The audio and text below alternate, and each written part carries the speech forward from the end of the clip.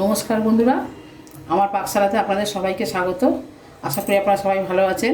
আজকে আপনাদের আমি তৈরি করে দেবো খুবই সাধারণ একটা রান্না। এই ফেনা ভাত রান্না করব গোবিন্দভোগ চাল দিয়ে। আপনারা চাইলে সিদ্ধ চালেরও করতে পারেন।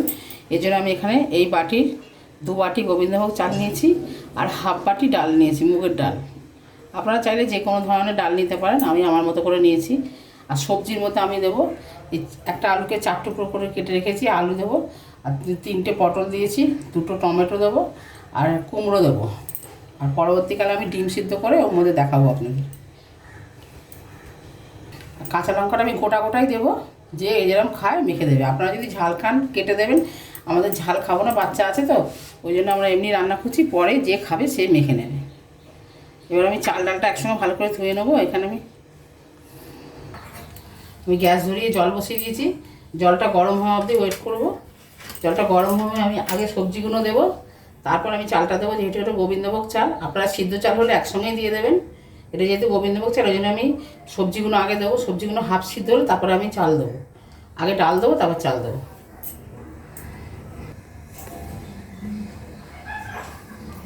আমার জলটা একদমই গরম হয়ে গেছে এবং ধোঁয়া উঠছে।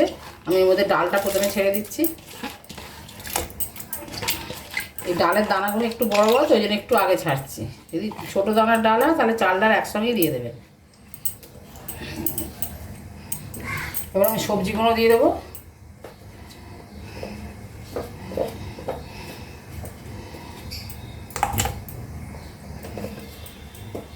আলুগুলো দিয়ে দিলাম, পটলগুলো দিয়ে দেবো,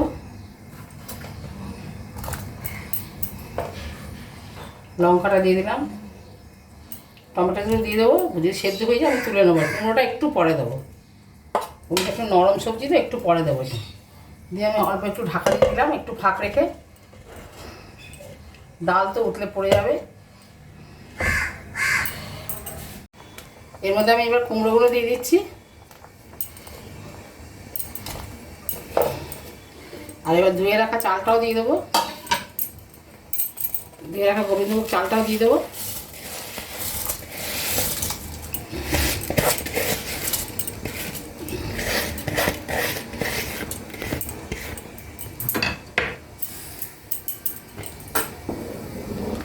ভালো করে নেড়ে দিলাম সব কিছু দিয়ে।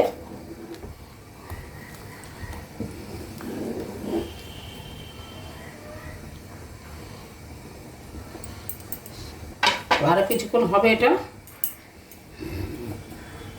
আর ঢাকা দেবো না, এমনি রান্না করবো।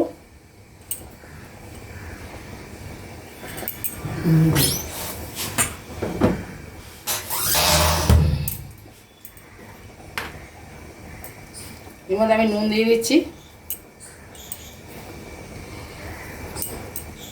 আপনারা চাইলে পরেও দিতে পারেন, কিন্তু আমি আগে এর সময় দিয়ে দিচ্ছি।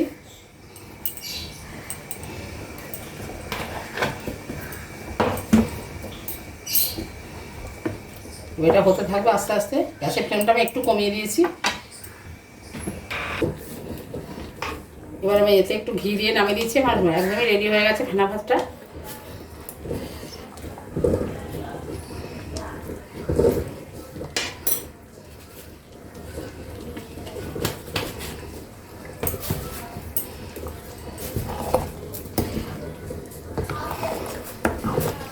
এবার আমি আপনাদের পরিবেশন করে দেখাচ্ছি।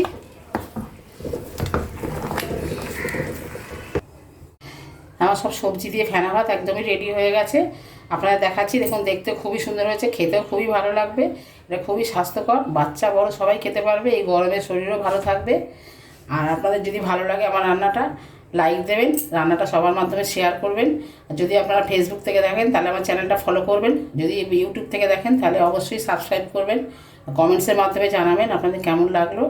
আপনারা সবাই ভালো থাকবেন, সুস্থ থাকবেন। ফিরে আসবো অন্য কোনো রেসিপি নিয়ে। নমস্কার।